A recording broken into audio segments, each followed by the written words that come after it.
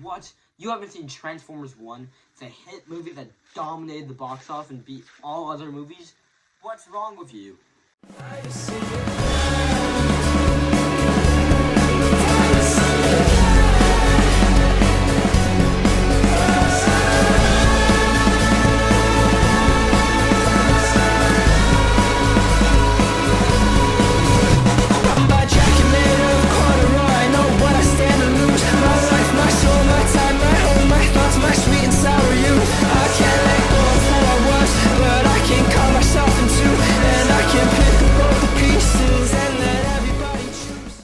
Transformers 1. Although this movie came out 2 months ago, it's finally going to digital, meaning I can make a review on it without Paramount hunting me down. The Transformers franchise has been struggling with its movies lately as... So much road rage! After the failures of Rise of the Beasts, Hasbro decided they would make a brand new movie, but this time entirely animated. Transformers. Fast forward to when the first trailer dropped, it was okay. The trailer pushed a bit too much of comedy, and it wasn't too great, but it wasn't horrible. The animation was amazing, but the movie just felt like Earthspark on a higher budget. When the second trailer ended up dropping, the reception was a little bit better as it pushed more action than the first trailer. This was pretty much everything the marketing team would do, as, I mean, they had the cast play football with their action figures. That's cool, I guess. Now, going back to the comedic side of this movie, it was pretty much just B-127 being socially awkward. But, I mean, all of his jokes are pretty funny, especially his government joke towards the end. If I can find the clip, I'll show it. I cannot let you go back to sub-level 50. I may be a prime now, but I'm gonna need you by my side. Are you serious? This is the greatest day of my life! I get to work for the government! But he had one recurring joke that he said about 7 times. In the first trailer, B-127 called himself Badassatron. More about the comedy, I would recommend Commodore Cam's video, but it was pretty funny hearing Toad say Badassatron. Oh yeah, Toad is freaking Bumblebee. The cast was a bit weird as Peter Coyne wasn't in this movie at all because he was replaced with Chris Hemsworth. That's right. Thor is Optimus Prime. Megatron is voiced by Brian Tyree Henry, who also happened to be Spider-Man's dad. Bumblebee is voiced by Keegan-Michael Key from Key and Peele, as well as recently being the voice of Toad in the Super Mario Bros. Movie. To finish off the main cast, Alita 1 is voiced by Black Widow, which pretty much makes this a Marvel movie. Not to mention, Brian was in Eternals. If Alita and Prime are dating, that means Thor and Black Widow are dating. The marketing on this movie was horrible, meaning the results are going to be horrible. Even though the Wild Robot was pushed back for this movie, it still made $1 billion more than this movie. Transformers 1 barely made its budget back, and that's not a good thing. This movie was amazing, but it's just unfair that it's bombing. If a random guy on Twitter markets your movie better than you're probably doing something wrong. The only reason we might get a sequel is... Okay, yeah, it turns out after filming this, yeah, Hasbro's not funding any more movies, so no sequel, I guess. Because of toys, there are 1 billion characters we in this movie that we can get toys of. The toy launch for this movie was pretty cool as they brought back a ton of cool gimmicks. They brought back the Bakugan mini-cons, and they even brought back bot shots. Now, there was this 1 3-pack of one-step changers for a scene in the movie with the Icon 5000. It came with Mirage and Prime and Megs. But the only problem is, Mirage was never in the movie.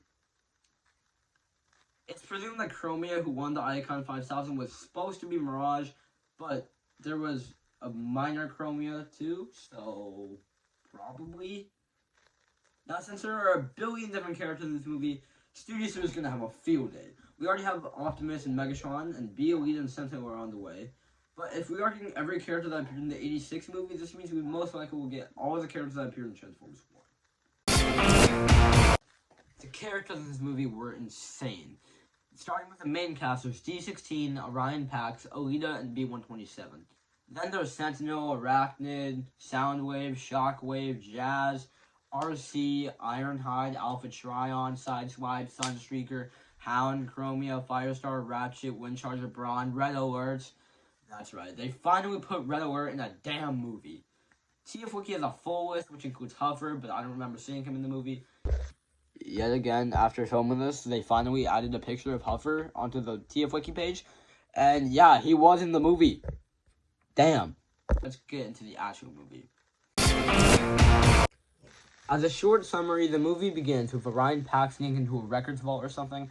Orion gets caught and then gets chased by some Darkwing clones. Orion then gets saved by D16 as an Orion and D16 try saving Jas from the mines and gets Alita fired. Then the Iacon 5000 happens and Orion and D16 run the Iacon 5000. They then get praised by Sentinel Prime, but Darkwing then grabs them, banishes them to sublevel 50 where they meet B-127. And they kill Steve. And take a tracker device where they sneak up to the surface with Alita and they get hunted by the Quintessons before finding Alpha Trion, who gives them transformation cogs and they begin fighting Sentinel's troops after Sentinel was revealed to be a traitor. They then get captured by the High Guard where we meet Shockwave, Soundwave, and Starscream. D16 defeats Starscream, then Sentinel invades the High Guard camp and everyone gets captured except for a few Seekers, Soundwave, Shockwave, Alita, and Orion. They then go back into Iacon where Orion recruits some of the Energon miners to help them fight, and then D16 attacks Sentinel. And Alita defeats Arachnid, which they then take Arachnid to the broadcasting station where B destroys everything, but they use her memory to reveal that Sentinel took all their transformation cogs, made them mine for Energon, and lied to everyone. Pax takes a shot for Sentinel, who then we have a betrayal as D16 drops Orion, and Orion falls all the way to the center of Cybertron where all the 13 primes are there, who give Orion the matrix of leadership right as D16 rips Sentinel in half. D16 declares that he is Megatron, and Optimus is then dropped back into the battlefield, and we have the final battle between Prime and Megatron. Prime ends up winning and banishes Megatron and the High Guard from Iacon. Optimus tells Alita and B-127 that they are his partners in leading Cybertron, and then Bumblebee makes a questionable joke, and Orion and Optimus opens the Matrix and allows Energon to flow through Cybertron. It gives all the miners their cogs back. At the end of the movie, we got to see a lot of the boys with their cogs, but we also get an exclusive look thanks to some trading cards in China. Iron looks basically like his Bumblebee counterpart. Han looks really nice, but I don't think we ever got to see his cog form. Jas looks a lot like G1 Jas, which is really nice. Sideswipe is a really good design, and if we ever get a Studio Series version, please give us a Red Alert. RC looks really nice as well, and surprisingly, they also gave us looks at Firestar and Greenlight. Wheeljack and Bronze designs, I don't really like. It's mainly Wheeljack's head and Bronze 2 bland. IGN gives this movie a 5 out of 10. How the hell are you going to give this movie a 5 out of 10, damn it? Okay, maybe for a non-Transformers fan, it's not as enjoyable, but a 5 out of 10? What the hell, IGN? For a non-Transformer fan, it's like a 7 or 8, not a damn 5. Now, my actual rating for this movie is still changing, and I've watched it 2 times, but oh my god. This is how you make a damn movie. Although the cast was a little awkward, and I felt they just got Chris Hemsworth for the sake of being Chris Hemsworth, but the movie was great, and the voice acting was still amazing. Now, although the storyline was a bit basic, they managed to make it more interesting through all the animation. Speaking of which, the animation on this film is amazing. As I don't want to edit any more of this video, I just want to get over with this hell of a video to make. I will end it here. My final rating for Transformers 1 is a 9 out of 10.